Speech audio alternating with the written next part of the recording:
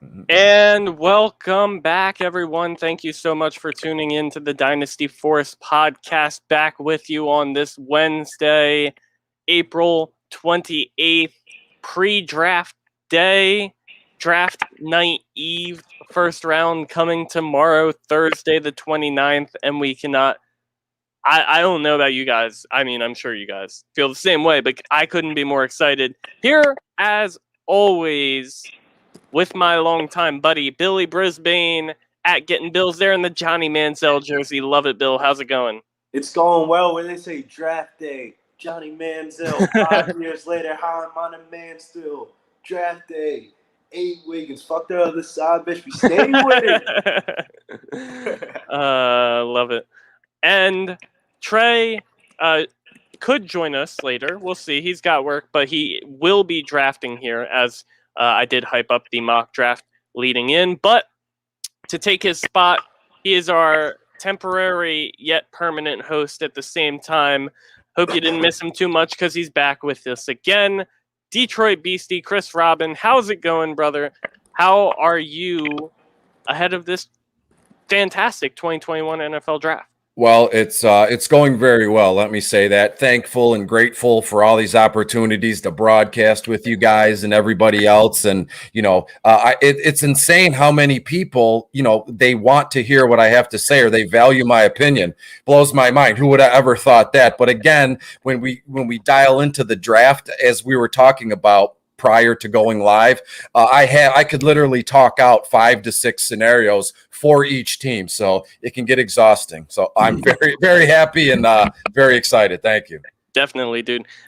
This whole entire draft process has led to this, not only by the NFL teams, but by us as well. We had the lead up episodes. We had the rookie running back episode first. You want to go back and watch that, you can find it either on our Twitter at Dynasty Force Pod or YouTube Dynasty Force Podcast, or on streaming platforms Spotify, Apple Podcasts, wherever you listen to podcasts, you can find them there. So 3 weeks ago, I believe, we had the running backs. 2 weeks ago, we had the wide receivers, and 1 week ago, we had the quarterbacks and the tight ends. Chris, you were on the running back episode, I believe. We had Nate Christian on the wide receiver episode, and I believe it was just us three on the quarterback episode. But today, as we've been talking about, we have the mock draft right ahead of draft night. This is basically going to be talent. This is basically we're going to be taking the best players available because we don't actually know where landing spots are. We're going to find that out over the next 3 days. But the thing is, this mock draft, it's going to be so great to compare this mock draft and next week's episode, which will be another mock draft. So you're going to be able to see the immediate impact that landing spots have. So, I mean, this mock draft, by the way, is stacked. We got Coach Bruce in there at 101, Billy at 102, me at 103, Draft Director 104, Chris 105, Dynasty Stump from Draft Nerds 106, Trey is sitting there at 107, FFA Meng at 108, Locky Jens 74. Sorry, don't know exactly who you are, but glad to have you. 109, Hurricane 06ers at 110, D Winters 1010 at 111, and Pocock 630 at 112. So it's going to be a very, very fun episode, fun draft. Who doesn't love mock drafts? So if you came to see one, here it is. Hope you're all ready because we are going to get started here. Once I can I not see the button? I don't know about you boys, but I've done enough mock drafts in the last month or two to, as my grandma would say, to choke a horse. Rob, I got a quick question for you. What kind of league is this? Is this like a super flex or 10 and So premium? I'm actually going to type it here in the chat as well. It's going to be full PPR so that everyone can see. Super flex, 12 teams, obviously. So I'm not sure what other information anyone may need. Yeah, that's all I need to know. That kind of determines my pick, I feel like. 102. Yeah, it's going to be interesting. I feel like it's cool for me. I'm at 103, and I feel like a lot of mock drafts also kind of start there too because, the Yeah. 102, 101, 101's probably going to be T-Law.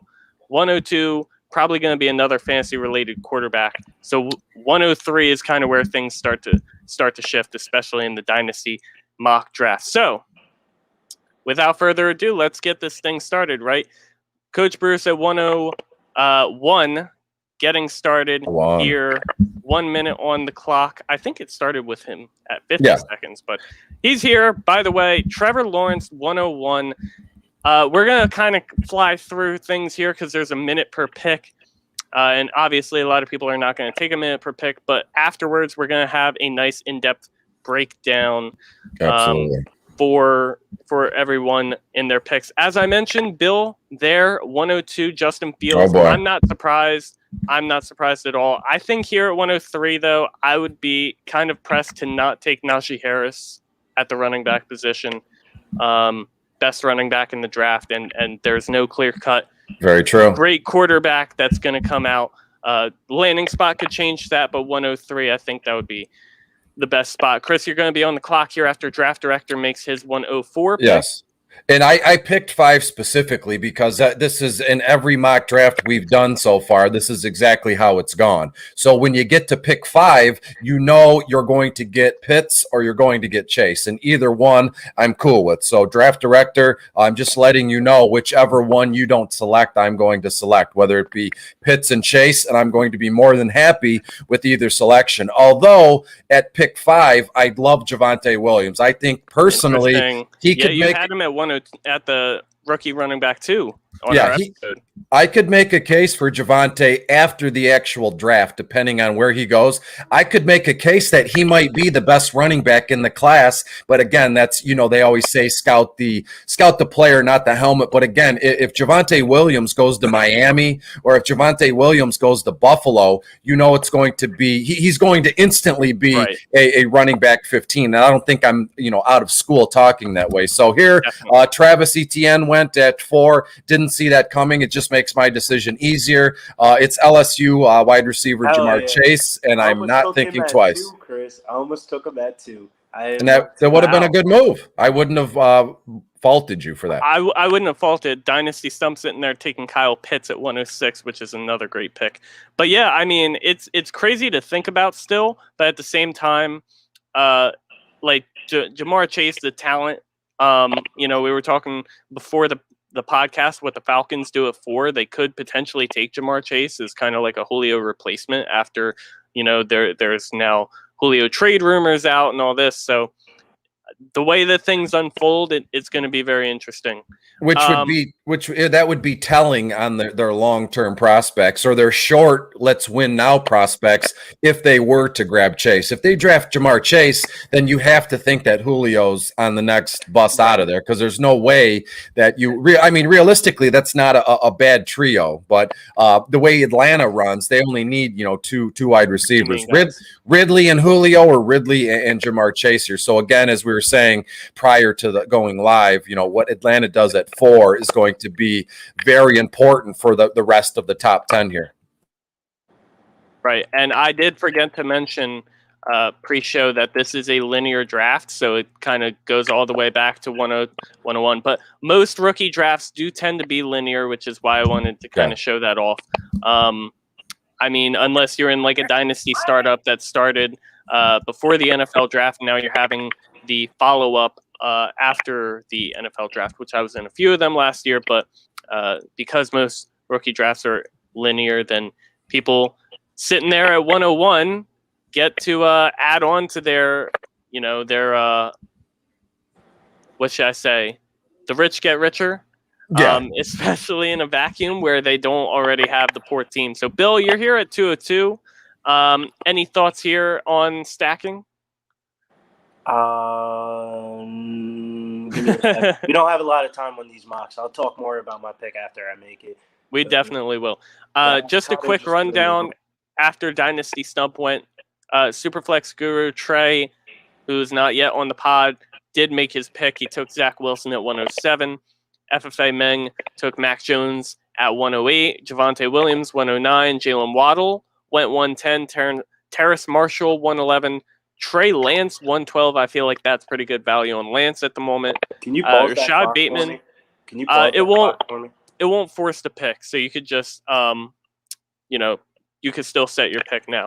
But Rashad Bateman there at 201, which I may have confused Billy a bit there, leading up.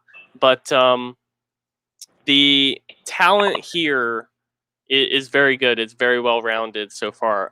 3 running backs, 4 wide receivers, 5 quarterbacks, the tight end already as well. So I think things have gone very smoothly. I do not like this pick, bro. I could pull up this pick, but the list of who's here. We'll take Devonta Smith. It's funny. Devonta Smith at 2-2. I feel like anyone would like be head over heels with that pick. Exactly. Absolutely. It's Billy, and he's just not. I just don't like Devonta Smith, man. I know, dude. I know. This is interesting for me because the sleeper ADP, by the way, not great. It's whack. Yeah, it's off. It really is. It's definitely off, but I don't know. I'm not feeling this pick specifically. I'm not especially interested in. Can I bring up something from last week, man? Yeah, man. Go ahead. Crazy how I don't know if you guys follow like the NFL draft odds and all that stuff, but dude, we did the wide receiver video, and I had Waddle, I think, ahead of Smith, and man, I don't know what the NFL owners are on, but they're on with us, man. I think Waddle gets drafted higher than Devonta Smith. Yeah, there was that rumor that the Miami Dolphins prefer Jalen Waddle to Devonta Smith. I don't know if it also mentioned Jamar Chase, but that was in the cards as well. Just wild to think about. Definitely. Yeah. Everything has changed around these last couple of weeks. For sure. At 203 to follow Bills Devonta Smith, I took Elijah Moore. Draft director followed that up with Rondale Moore, and then Detroit Beastie Chris, Michael Carter sitting there at 205. I was heavily considering Michael Carter, but I felt because I already went last, it would be a little more even for me to take Elijah Moore, who I like a little bit better than Rondale Moore after our wide receiver episode, where I kind of went back and readjusted based on what other people said. And in mock drafts, or every time this portion of this year, right before our draft, everybody talks about who's your guy, who's the one player you're not leaving drafts without. And to me, that answer is Kenny Gainwell, and he was there for me. And you saw that Dynasty Stump took Kenny Gainwell, and that's fine. But again, I like to sample. To have the sample platter when I'm mocking, and I've selected Kenneth Gainwell in hundreds of mock drafts, and I don't think I've selected Michael Carter, who I'm starting to fall in love with. So again, to me, Kenneth Gainwell was my pick there, but I'd like Michael Carter just to add a little flavor there. Jamar Chase and Michael Carter, who again he's lost a little bit of luster because he played. You can't even say he really played behind Javonte Williams. They both had 1,000+ rushing yards. So wherever Michael Carter goes, his value, to me personally, should be very high. But again, in today's day and age, what we're doing with mocks in the NFL draft, not too many people are talking about Michael Carter out of North Carolina. Definitely. And you mentioned Kenny Gainwell. He went right after you, 206 to Dynasty Stump. Trey came in at 207, took Kadarius Toney, who he was someone that Trey really liked in the wide receiver episode as well. Diami Brown going 208, I should say, to FFA Meng.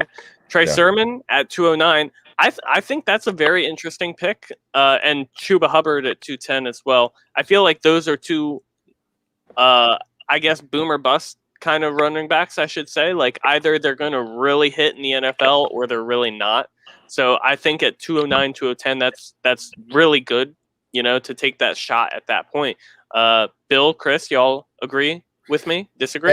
Absolutely. And I want people to, I'm actually wrote this down. I'm going to keep an eye on this. So Tony, Kadavius Tony, wherever he goes, I want to see it. Let's say Tony, I have him going to Green Bay at 29th overall. If that's the case, I could see, I could, Tony would move up into the end of the first round, beginning of the second round. You could flip flop a couple guys. And again, I know all of these players are they're ADPs and they're all going to be jumbled up after we know where they go. But Tony is a kid I want to keep my eye on. Again, if he goes to Kansas City or Green Bay, he's going to be a late first round selection in our rookie drafts. And I don't even think that's, out of school to say that. Right. Chris, I couldn't agree any more, man. That was actually the person I was looking at this pick. Yeah. It's funny because, like I said, we're doing this mock draft number one this week to not only show you these names and kind of give you not the upside, but the knowledge of who they are and where they could go and how high they could possibly, land in these mocks. But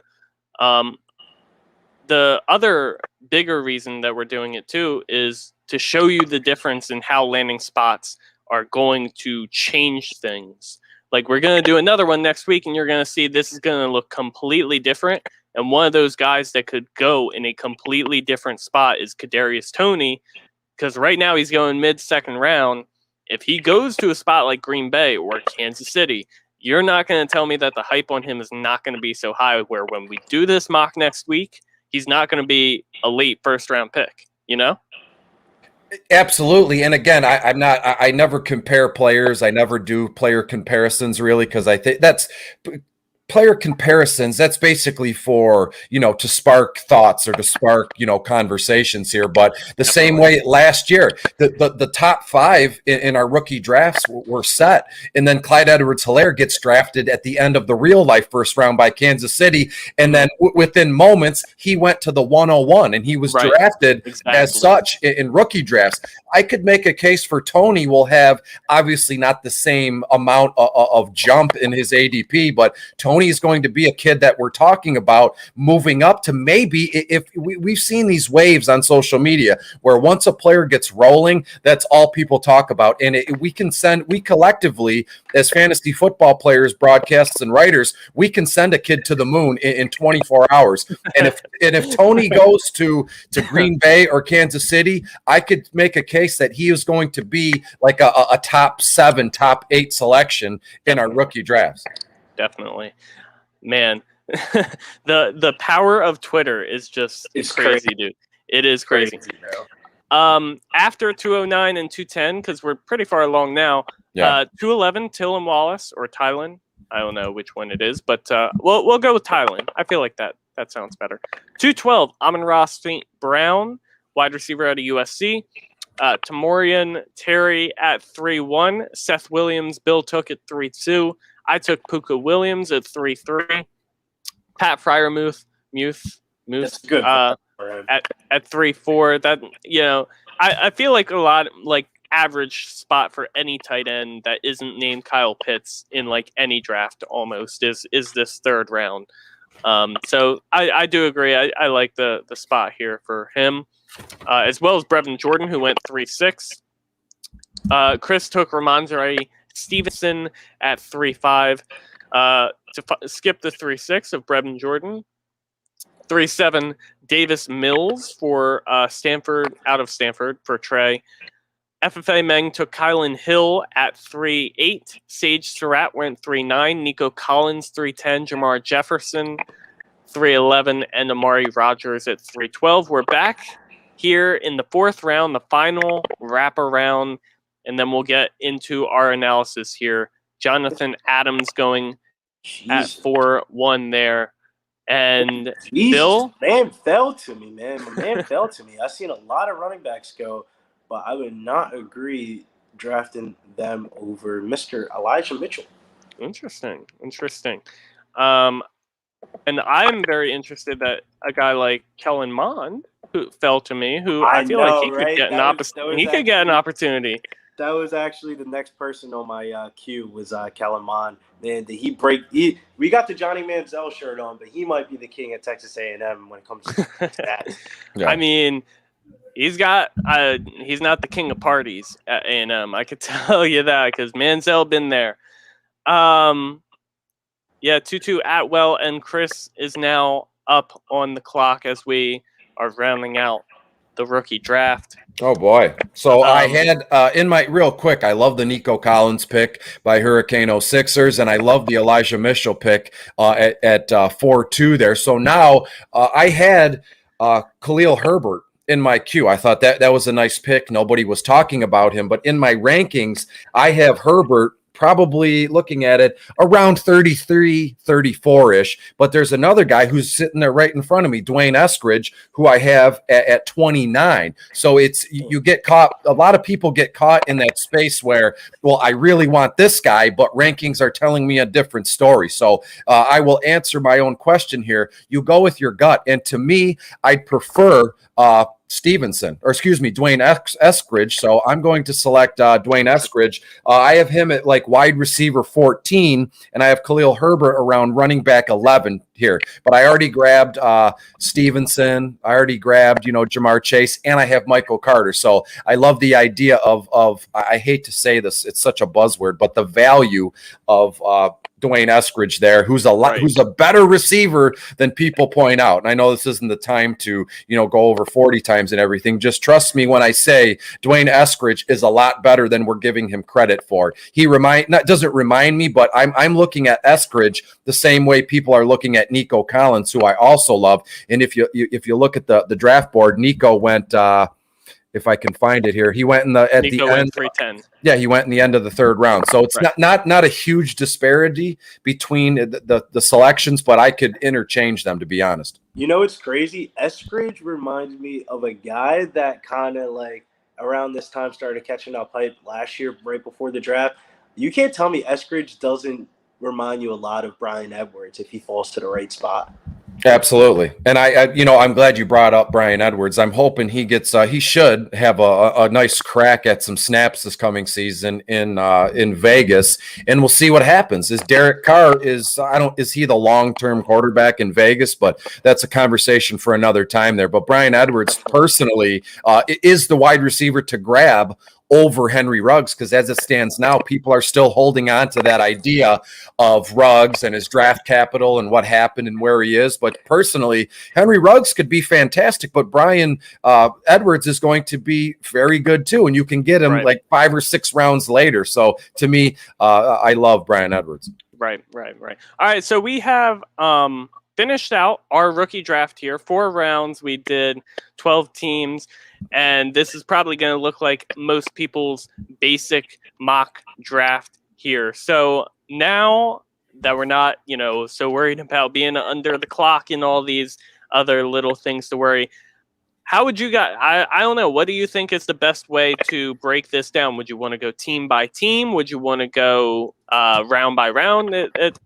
Chris, you've been in mock drafts. What do you think is the best way to go about this? Well, I love the idea because it's personally, going through each team can get kind of, robotic and, people don't tune in for that. I've always loved the idea of letting each guy go and picking 2 or 3 selections that stood out to you, or maybe 2 or 3 players and where they're drafted and whether you like it or you hate it in terms of value or what you expect from said player in the future. And again, we're 1 day away from the draft. This is going to completely change in terms of ADP and where these kids go once they're already been selected. But still, at this point in the game, we're still kind of holding on to the last 2 or 3 months of rankings and conversations and who we like and who we don't like. So again, long-winded way, I love the idea of picking a few players and saying, oh, I really like that Nico Collins pick, as I said, or exactly. I really like, Elijah Mitchell, at the beginning of the 4th round. Right. Bill, how about you start us off then with that? I know you mentioned Pat Freiermuth going there in the beginning of the 3rd for the value on him. We're gonna talk about a guy that really needs to be highlighted for this upcoming draft. Where he goes, I don't know, but I'm gonna be all about him. His name is Terrence Marshall, wide receiver from LSU. That's one guy of recently, since we've done that wide receiver ranking type of thing. Rob, he moved into my top 5. Interesting. I think he's clear cut going to be – he reminds me a lot of what Odell was at LSU, not because they went to the same exact school, and that's like a shitty comparison. I just think he has incredible upside, and I think he is the upside play of like wide receivers in the draft. So I've been talking a lot about Jamar Chase, how he's on a different type of tier in himself and all that. But there's a merit to fading Jamar Chase, getting yourself a quarterback or a running back, because I think Najee Harris is going to go to Pittsburgh. But I really like Terrence Marshall, LSU. Maybe a little bit overvalued, drafting Devontae Smith over him, but I think it's definitely warranted. I think that was the best value of the first round, though.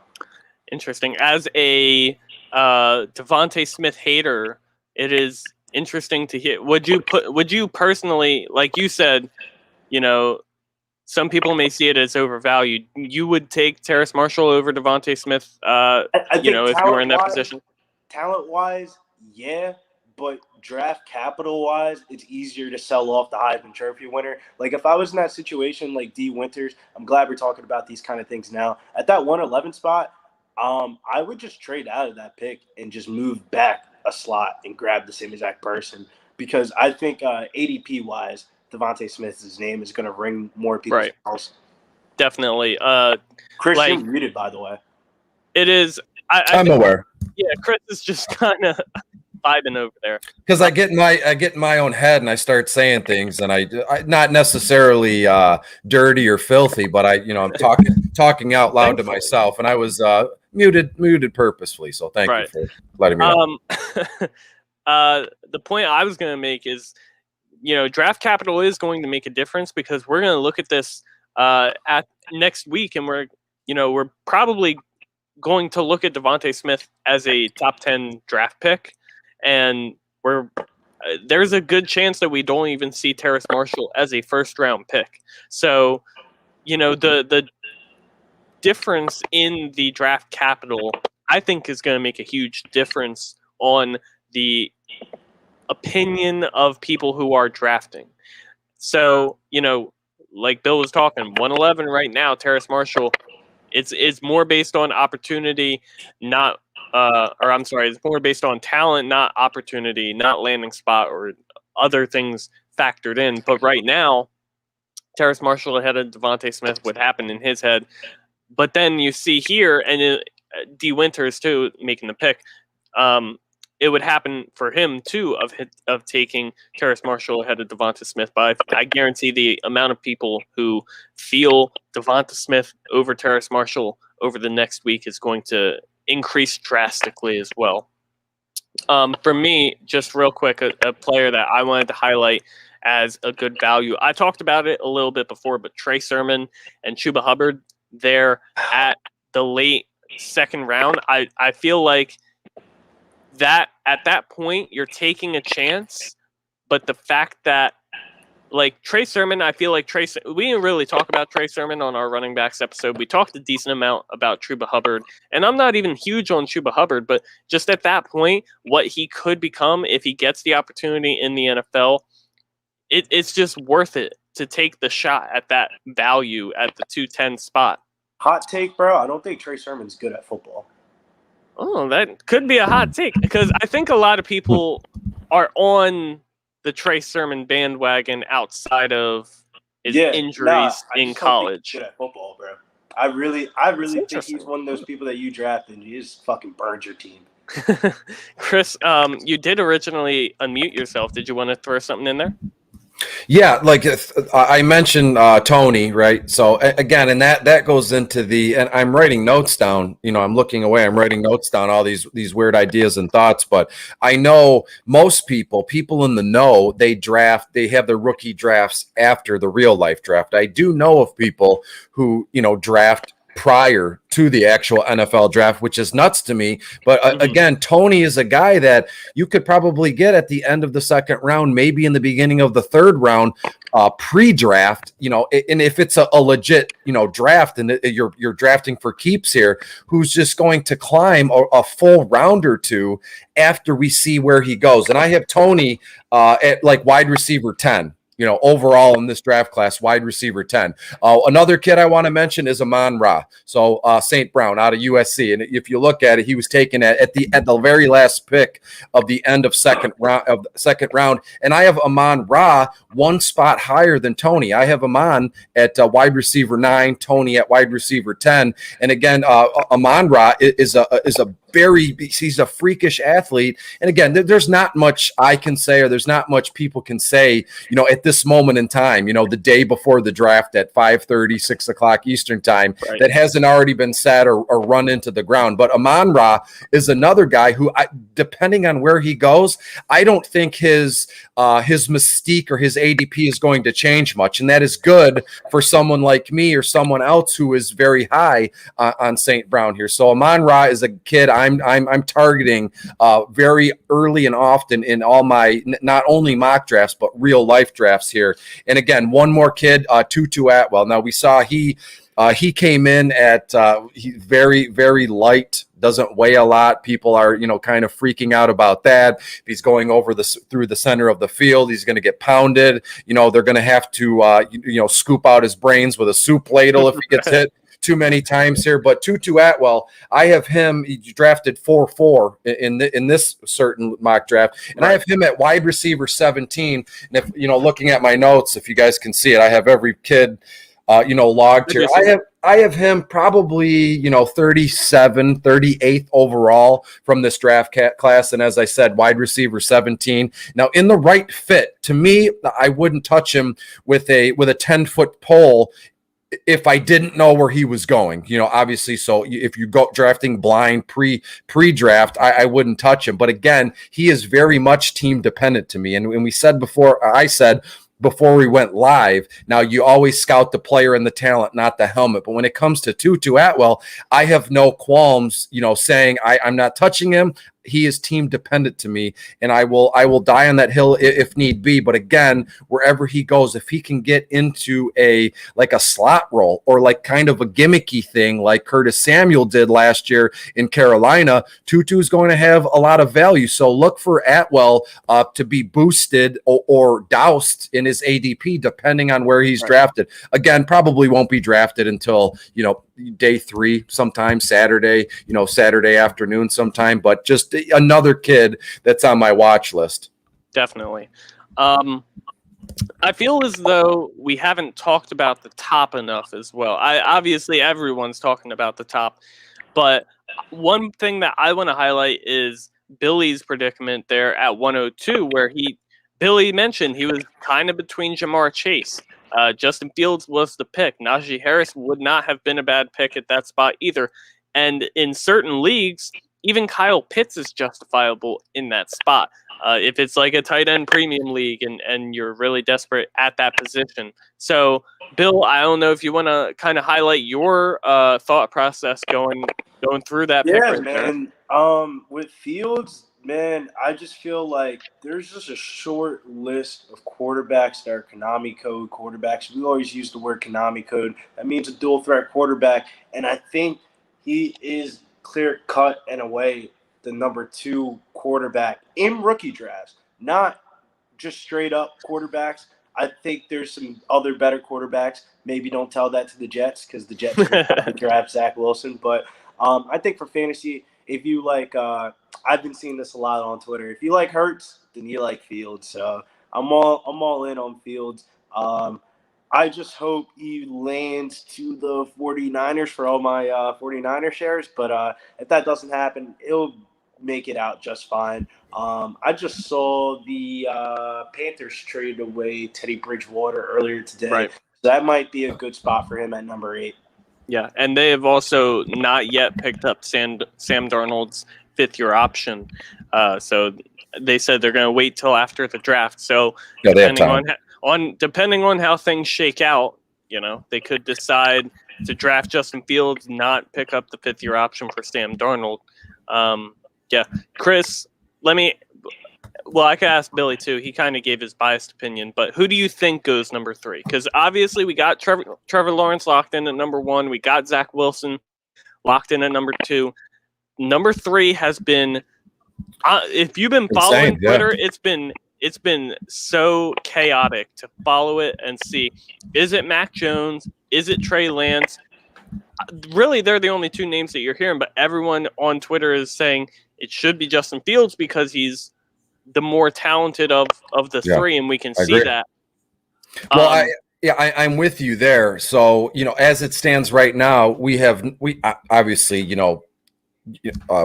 Captain Obvious alert. We don't know where any of these kids are going to go. But third overall, I think San Francisco, plays it safe, if you want to say that, because, there's risk with Trey Lance. Is there risk with Justin Fields? I don't see it. So realistically, Justin Fields should be that third overall pick. But I do firmly believe that San Francisco drafts Mac Jones because he's the safest option. And if you traded up, at third overall, you made the trade. You're third. You can't. There should be no risk, in the first, top 10 picks. Or we know kids bust all the time in the first round, but the first 5 picks, you have to hit a home run. And I'm not talking fantasy football. I'm talking, franchise altering moves, whether they're good and bad. In Mac Jones, we know what we're going to get out of Mac Jones. Is there room for improvement? Absolutely. But does he have a certain set of honed in skills as it stands now? Could he go in and be their QB1 right off the bat? Absolutely. And again, everything I'm saying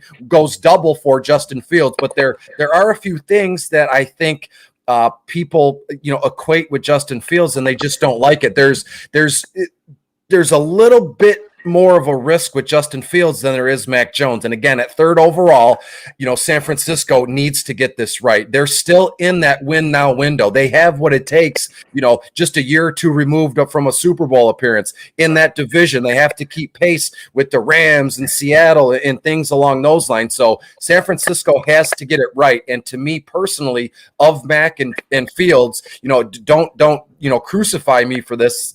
I think Mac Jones is the safer option by a hair over Justin Fields. So to answer your question, Mac Jones will go third overall to the San Francisco 49ers.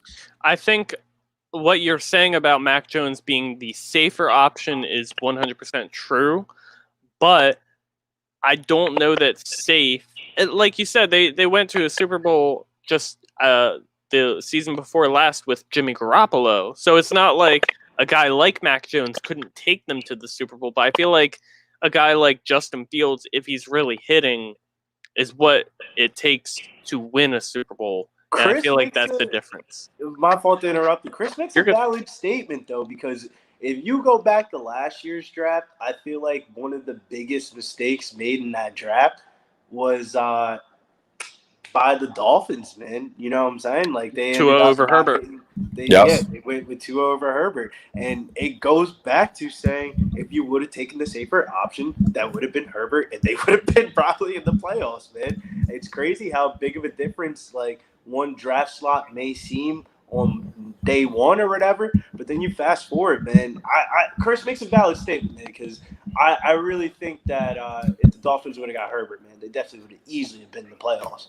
Definitely. Yeah, Miami's going to be okay. They, I hope that the Detroit Lions start to build or mold with their long-term outlet, kind of like what Miami's doing, or even Washington, with all these stud first-round defensive lineman talent, linebackers, defensive ends. And Miami this is probably their last draft, personally, of their actual rebuild. They have 2 first-round selections, and then once this draft is over, bam, they hit the ground running, and they're going to see what they can do in that division, which is up for grabs here. So I hope that the Lions kind of start to do that. They're just now starting the same kind of option as Washington has done and as Miami has done, because hopefully they'll have a few first-round selections next year, maybe another 1 or 2 in 2023. But again, Miami, Herbert or Tua, that was just the product of a couple guys, females, whoever's in the front office. They made a decision. They trusted their scouts and they trusted their eyes, and they made a decision. Now, again, it's only one season. The jury is certainly not out, but from what we saw in that one season, Herbert absolutely looks like the better quarterback. He looks like an all-pro, franchise-altering quarterback, and that's fine. But who's to say Tua can't do that? What we do, it's always, what have you done for me lately? And as it stands now, Herbert won Rookie of the Year. Herbert is, unbelievably, he has a fantastic arm and all that. But Tua is going to be okay. They kind of held him back personally last season with Ryan Fitz in the wings, right? They start him, then they bring him out, and that weighs on a young kid's confidence, especially at that position. So this year, kind of like Jalen Hurts in Philadelphia, it's all yours, buddy. So you can do with it as you want, with a little bit of guidance along the way. So Tua is going to be okay. Again, personally, I'd prefer Herbert, but Tua is going to be fine. I feel like. I won't be drafting the Dolphins receiver. I'm cool. Even if Jamar Chase goes to them. Oh, if Jamar Chase goes to him, you're gonna see me at Foot Locker the next day with the Jamar Chase jersey. There you go. Like it's a Jordan release, man. So soon, so quick. Rob, I do want to point out one more thing, if I may, here. If you look at Troy, Superflex Guru at pick 7. Troy, what stands out to me is he selected 3 quarterbacks, which is all well and good. If we look back a few days, maybe a week, 3 to 4 days ago, there was a question was asked upon fantasy football Twitter. A guy, real life league, somebody drafted 4 quarterbacks in the first 5 rounds, and we're talking not rookies, so Josh Allen, Patrick Mahomes, all those guys. And the question was asked of everybody, what would you do there? And I replied, and I go, I would let those quarterbacks rot on his team, because it's a power move where that owner wants people to bow at his feet and say, well, I have the 4 best quarterbacks in the NFL, and I want a king's ransom for each guy. I'm going to hold you hostage for a quarterback. And there were some other well-known analysts or well-known personalities that said I was wrong. Not me personally was wrong, but the idea of putting someone down for their draft strategy. And if you want to take 6 quarterbacks with your first 6 picks, then that's all well and good, and that's fine. So there really is no right or wrong answer here. It's all personal preference here. So when you look at what Troy did in a rookie draft, 4 or 5 rounds, that could be a good move. You have 4 or 5 kids, and you're kind of playing the law of averages there. You hope, you would certainly expect one of those 4 quarterbacks or 5 quarterbacks to be a superstar. You hit on there, and a second quarterback would be a bonus, and the other 2 or 3, you hopefully, if not, bam, you can cut them. But if you look at what was his name, Mills, drafted at 3.37, and then Trask at 4.7. What I found odd in my rankings, in the quarterback rookie rankings, that's flip-flopped. I have Trask at quarterback 9, and I have Mills at quarterback 10. So to me, he could have taken Trask at 3.7, and then Mills would have still been there at 4.7, maybe even in the 5th round. So I think that was an interesting move on Troy's part. Does he know what each player, what their rankings are? I'd like to think so, because Trey is in the know here. But to me, you could have flip-flopped those picks and still would have been fine. Could have drafted Trask at 3.7, and then you could have left yourself open for a wide receiver or a running back in the last round of our draft here. Just I definitely agree with you, Chris, on that one, because when that happened on the board, I was thinking in my head, isn't Kyle Trask and Kellen Mond still both there? And those are 2 guys I have ranked ahead of Davis Mills. Maybe I'm wrong. No, I mean, I feel that, because, and Trey, it's probably his opinion of taking Davis Mills there. He probably likes him a lot. But, if you know Trey, he's not the super flex guru for a reason. Yeah. He's always preaching early quarterbacks, get them early, get them often. It wouldn't be the type of guy to go out and in a draft, in a startup, take 4 quarterbacks in the first 5 rounds. He puts his money where his mouth is, and exactly. Trey, I apologize. I believe I called you Troy once or twice in my last. I'm sorry. Fantastic. I love it, actually. Trey and Troy is interchangeable, just like Mills and Traskar, so it works. Perfect. But no, I mean, it's by his name, to go and take 3 quarterbacks in a draft where no one else took more than 1, so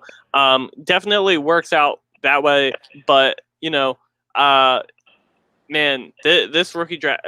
Let me shoot over to Billy, because Bill, is there anything else you kind of want to look at specifically in this draft? Anything else you want to pay attention to?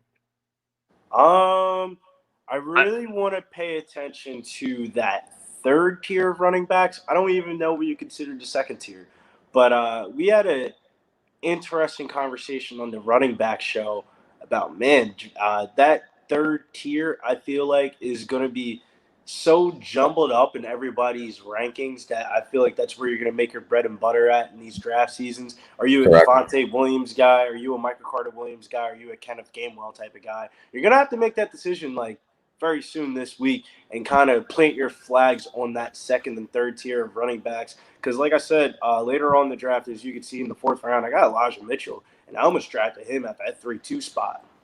Yeah, and Billy, I'll ask you this. So in my personal ranking, so these opinions are of my own here, but I like what you're saying when you get in tiers, right? So you could say the first running back tier is 1 through 5, and then the second one is 6 through 10 or 6 through 11, and go from there. But with those kind of those third or fourth round selections in rookie drafts here, those second, third tier running backs are we're gonna make our money here. And let me ask you this question here. So I think I already know the answer. I'll leave out Elijah Mitchell because I have all four of these guys, stacked up here. Rondre Stevenson, RB10, Khalil Herbert, RB11. Jarrett Patterson, RB12, and then Elijah Mitchell, RB13. So those are four very, good running backs that we, personally will be able to draft in third and fourth rounds of our rookie drafts. And depending on where they go, they could pay dividends. They could pay off second round, value here. So again, I like what you said, and I'm going to be planting flags on a few running backs, and I'm going to be doing my homework on those RB 10 to 20 rather than RB 1 through 10. Those 1 through 10s are pretty self-explanatory. We're going to make our money at RB 12, 13, 14, and so on. I agree 1,000% with that assessment. That's really what I've been trying to hone in this week, is just nailing those third and fourth round picks, because I feel like everybody has their home league where they want to be the guy in the home league. And, everyone wants to get Jamar Chase in the late second. Yeah, as we all do. I don't know about you guys, but I just feel like, man, when I'm in that home league and it hits that third and fourth round, it's like we're making phone calls left and right, man. It's I think this year's going to be one of those drafts where we're going to get value just off of just how many quarterbacks and tight ends are going to be drafted early. I have personally, I have 7 selections in the second round of my rookie draft, and I'm going to absolutely just wail on people in that second round. Again, the second round of our rookie drafts is where you want to be. If you can have multiple selections in the second round, then that's where you want to be. Look at the talent across the board here. Bateman, Smith in the second round, Elijah Moore, Rondale Moore. If you're telling me I can have all 4 of those wide receivers on my team for next to nothing. I mean, second round selections are one thing, but what did you leverage to get those picks? And if you're wise and you know what you're doing, you haven't really sold out your long-term success to get those selections, which I've done. So I'm very excited, and hopefully I'll be writing something about my second round selections after they happen. Draft is until June, so we have all the time in the world, boys. Definitely. If you could not see the draft, it's because you were not on our Twitter or our YouTube at Dynasty Force Pod on Twitter, Dynasty Force Podcast on YouTube. I hope I did a good enough job of explaining where everyone went, though, for those of you who are on Spotify, Apple Podcasts, or any other streaming service, I'll say, listening to the Dynasty Force Podcast. I mean, this was a quicker episode, but I feel like we still covered a lot of content, and I feel like absolutely. We gave a ton of information, and I feel like the way we've analyzed this draft, I don't know if there's, maybe interrupt me right here, but is there anything else you guys want to kind of add in here? Billy, okay. Before we head on out, we got to take advantage of having the draft expert himself, Detroit Beastie on here. Let's go around the table. Rob, I'm gonna let Rob go last so you can start thinking about it.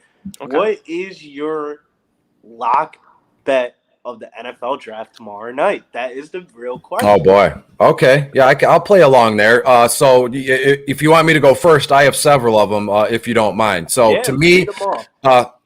I firmly believe that the Lions will be able to grab Penny Sewell, and I would be over the moon. I think the Lions, again, so I try not to be a homer, but when it's right in your face, if Sewell is not there, if he actually goes to Cincinnati and then Miami is able to grab Chase, I think that the Lions, it's going to be between Waddle and Slater, the offensive lineman from Northwestern, and I would be over the moon for Slater or Sewell. They could pair him with Ragnow, and they would have a mean offensive line to play behind, DeAndre Swift there. So another one of those for me. I think that Surtain to Dallas, cornerback number 10. I think that's pretty much a lock there. And then if you look later on in the second round, I firmly believe Jacksonville selects Rondale Moore. They're going to get wild.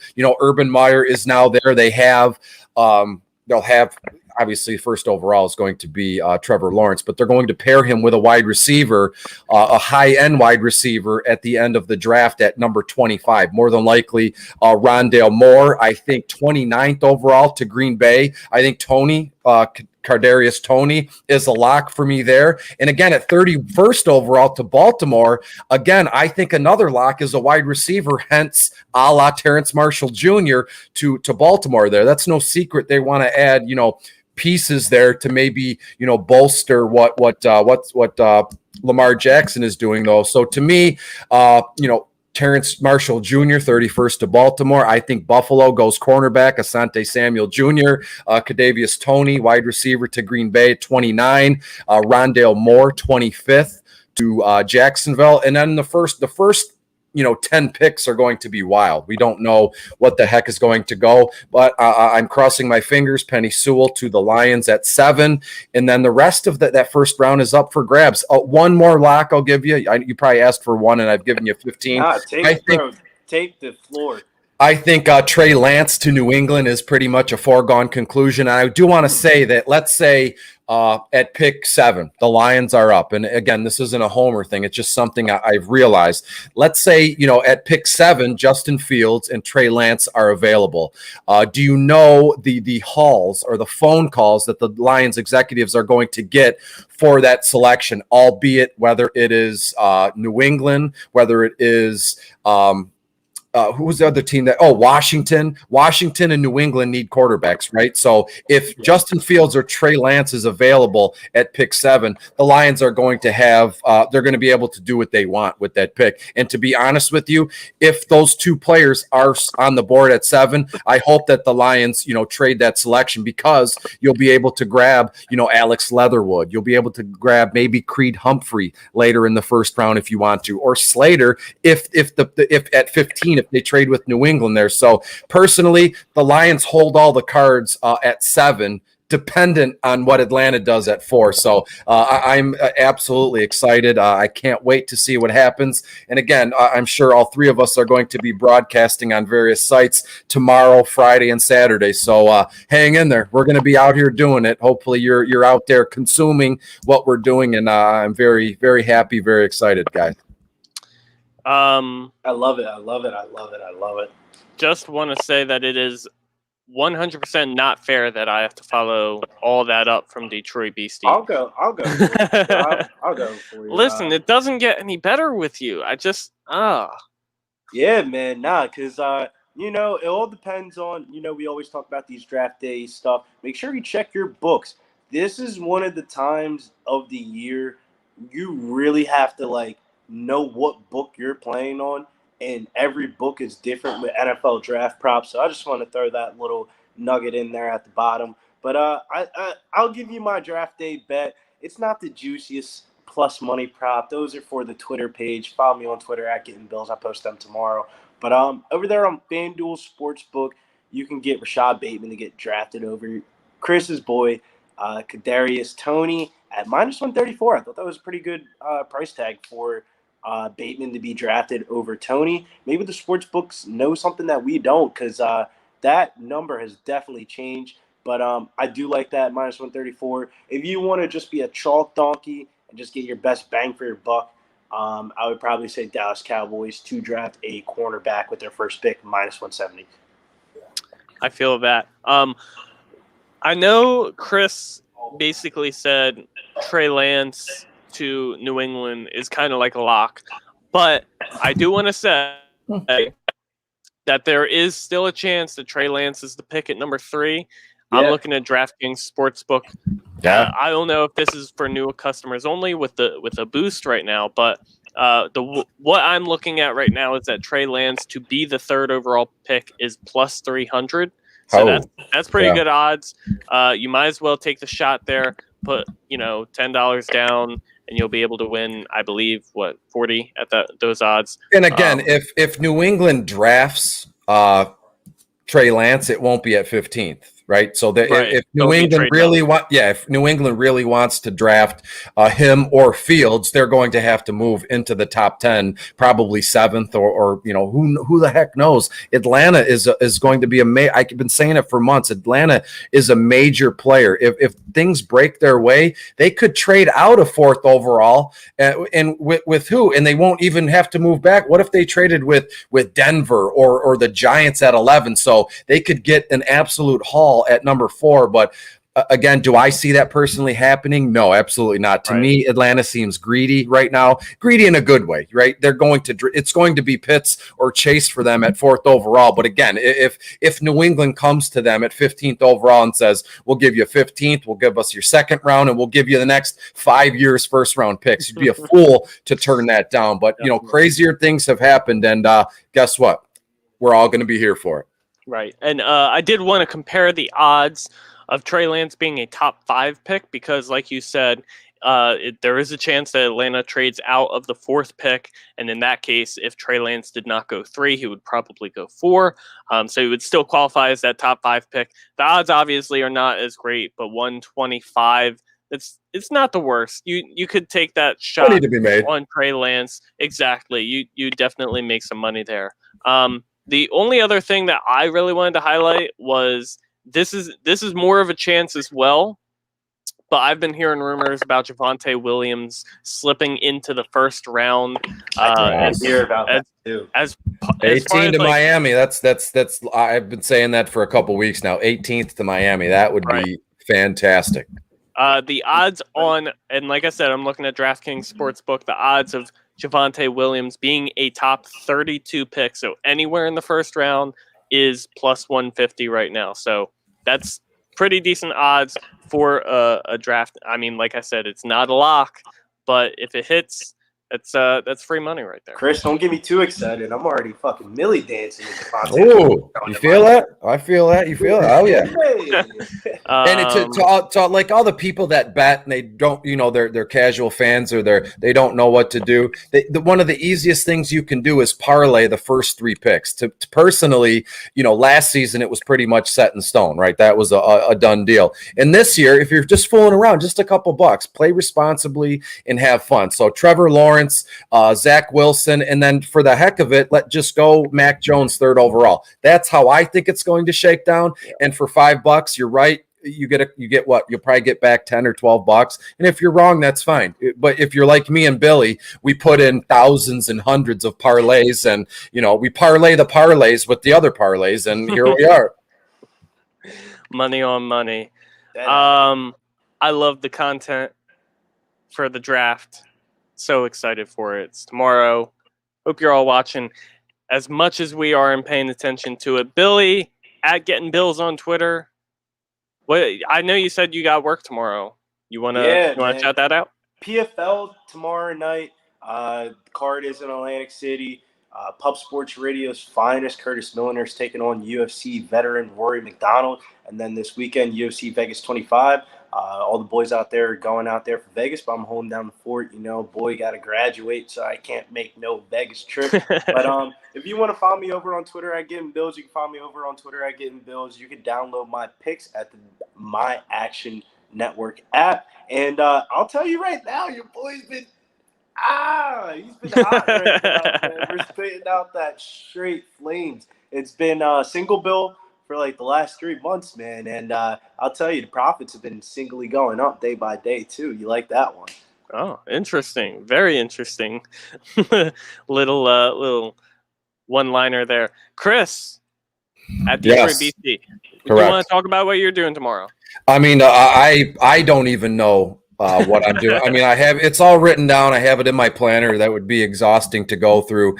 Just make sure that you catch me. You know, the Undroppables are doing a potathon tomorrow, Friday and Saturday. And Saturday, I have a 2-hour block of time, around three to 6 o'clock, realistically. So if you want to come and hang out and do that, and I just want to mention, while this is all going on, you know, I'm still playing and sharing my process with NHL DFS, with MLB DFS. My graphics are out every morning without fail, no later than 11 or 11:30. And like Billy, I haven't let up. I went from bottom of the barrel NFL, killing it, and NHL and baseball, my DFS, and I'm giving it all out for free because, you know, without people consuming it, what's the point? But NHL DFS, we're just on the cusp of the Stanley Cup playoffs, and baseball is you know, winding down its first month, and the stacks are just been absolutely fantastic. So don't forget that. I know it's hard to. I almost did with the NFL draft going on, but find me at Detroit Beastie. Anybody ever needs anything, you want to reach out, you have questions, advice, I'm always there to chat with you and answer anything you got going on. So, boys, this was fantastic. You got me to dance, do the shimmy, do the Harlem Shake, as they call it. Devontae But Williams, Miami pick. Yeah, man. And then you can find me on Twitter at FantasyForceFB. As I've mentioned, the show at Dynasty Force Pod, Dynasty Force Podcast on YouTube, or streaming platforms if you want to check us out. Hope you all enjoy the NFL draft. We'll catch you back here next week with another mock draft to show you the impact of the NFL draft. And then we can really start getting into the impact of the draft. We can get into what we expect from players in the upcoming season. Man, it is going to start. That's when the real work. You think we've been doing work so far? No, we haven't seen nothing yet. After the draft, that's going to get rolling, dude. It is going to be insanely fun. I'm looking forward to it. Hope you all are too. Yeah. Hope you enjoy tomorrow, even Friday and Saturday. The draft is always great. We're dancing over here at the Dynasty Force Pod. I'm not a dancer. I'm not doing it. But they can anybody do it. Anybody can move their shoulders. Come on, Rob. Just do something. I'm good. That's it. You just rock the rock away. That's the white boy dance. Come on. You know me. All right.